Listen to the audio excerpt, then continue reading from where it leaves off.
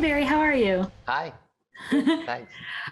Congratulations coming up on the 30th anniversary of Addams Family, which is emblematic of the longevity of your career as well. Right. And though I have not been around for all of your career, I have enjoyed much of it. And like right now, I'm loving Schmigadoon. So Great. going back to the Addams Family, what is it that you think captures the American consciousness? Like, why do we love the Addams Family so much and always go back to it? I think it's because it's quirky, it's dark but not mean. I think that the first one's very romantic.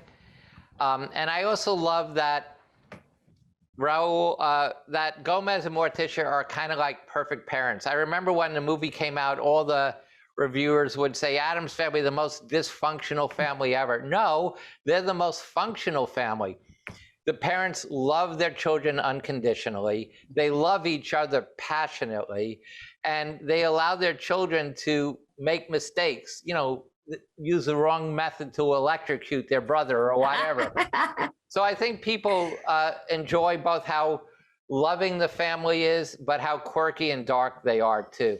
Yes, I do think I love that combination of what is very, like you said, quirky or almost, gothic, if you will, but also wholesome, right? Because you wouldn't expect those things to go together, which they do very well. And I also feel like that comes into play like throughout different projects you worked on. It feels like you're great at combining two very different aesthetics. Would you say that getting to direct Addams Family early on helped shape the trajectory of your career or the aesthetics that you use afterward? I actually I think I sort of created those aesthetics earlier as a cinematographer, actually. Even shooting the first 3 Coen Brothers movie or Throw Mama from the Train, I always early on decided that the camera can be used as more than just a recording device. So my camera is very active. It often tells the audience where the joke is. So I also, and then I will say, growing up with the New Yorker cartoons taught me a lot about comedy as well in a weird way, because Charles Addams would do these drawings where it would take you 15 seconds to figure out where the joke was. Wait, the Addams Family is on the roof. They have this cauldron. Oh, wait, there are carolers below, and they're going to pour boiling oil on them, So I learned a lot as a cinematographer about how I want to frame things, and I always want actors to talk quickly. Which definitely helps with pacing, I would say. Yes. But how did that inform like your work as a cinematographer before this? How did it inform your work as a director when it's flipped? How do you talk to cinematographers having been one yourself, or talk to actors having approached them from a different angle before? That's really a good question. As a cinematographer, I always liked hanging out with actors, but I didn't really like working with them.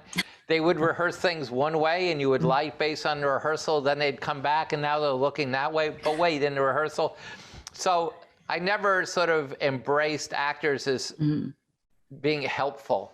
And then when I was asked to direct Addams Family, I looked at other cinematographers who had tried to become directors, and in every case, they had only directed one movie and then went back to cinematography. And I discovered, I think the reason that none of them succeeded is that they all moved their camera operator up to being the DP, which meant they didn't really want to give up the camera. So when I had a chance to direct, I decided to find a cameraman who was so good that I would never ever say, shouldn't that light be over there? So I hired Owen Roizman, Academy Award nominated cinematographer, so that I would be pushed away from the camera. I still designed all the shots, but I never helped Owen light or tell him where to, how to lay track or anything. And I think that was really helpful because it forced me to work with those people that I was so afraid of, which were the actors. And I didn't think how do you talk to actors? What do you say? How do you get them to do certain things? And that was an interesting learning experience. And what I learned was that in many ways, actors need the same thing your children do. Unconditional love, protection, consistency of tone.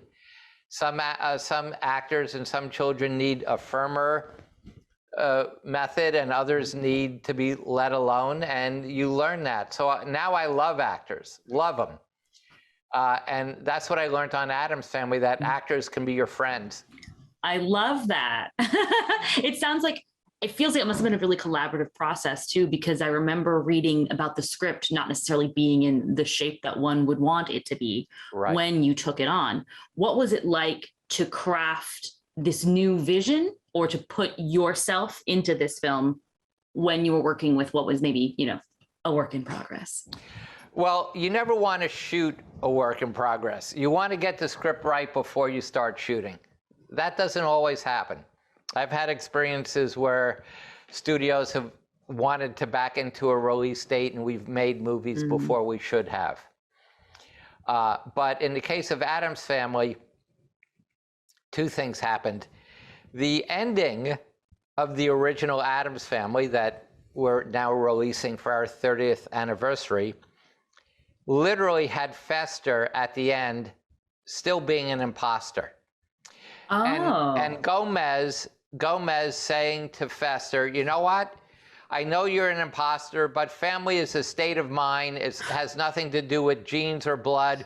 Welcome to our home. And that was the ending of Addams Family, that we had our first table read where all the actors sit around, and we got done, and Scott Rudin and myself and the guy who we brought in to rewrite the whole script, Paul Rudnick, who then wrote Addams Family Values, we were all pleased, but the actors all huddled in the other side of the room and decided to make Christina Ricci, the 9-year-old, their spokesperson, came back to the table and said, we hate the ending, we won't do this ending. And I said, what do you mean? And Christina went on with bullet points like it was a PowerPoint presentation 30 years ago, explaining all the reasons why Fester had to be the real Fester.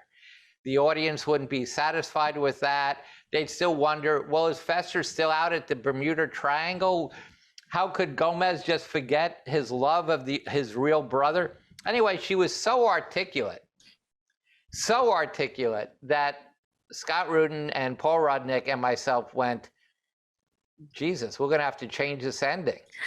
And so we did it because Christina was so articulate, and thank God she was, because I think she's right that the ending that Scott and Paul and I liked was an intellectually satisfying ending, but not an emotionally satisfying ending. And thank God Christina was so articulate that we changed it.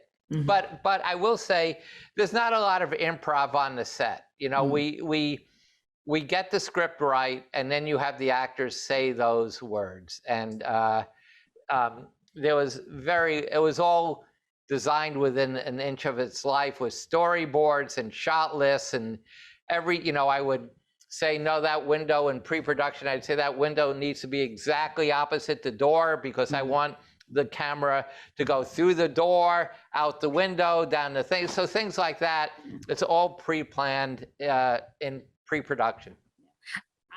That's a fascinating story. And I actually love this whole concept of like what it means to be an Addams, right? Like, is family blood, is family state of mind? It's interesting that that still like is very present. Like even in the most recent animated Addams Family film, it's still like Wednesday questioning if she's even an Addams.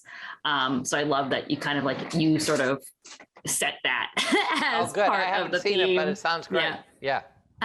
So my final question for you would be, looking back over these last 30 years, and of course the first two Addams films, what were you proudest of in terms of your contribution to the Addams Family legacy? Yeah.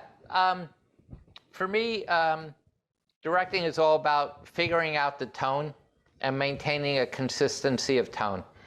And what I'm proud is that Addams Family and Addams Family Values feel tonally in the world of the Charles Addams drawings, not in the world of the television show, which was jokey with jokes.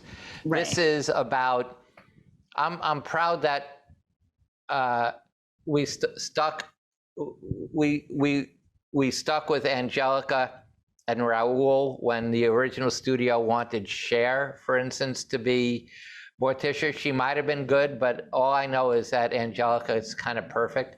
So what I'm proud of is that the tone of those two movies are very loving, very funny, very emotional, but the comedy is comedy that the audience finds, not comedy that we forced upon you by, with punchlines, you know?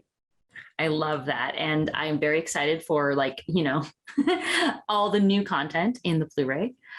So thank you so much for creating something that holds up so well after all this time. Well, thanks. I just rewatched it last week and I was like, yes. Yeah, no, that putting back the entire Bermushka makes me feel really happy because Raul is so good in that scene. Yeah.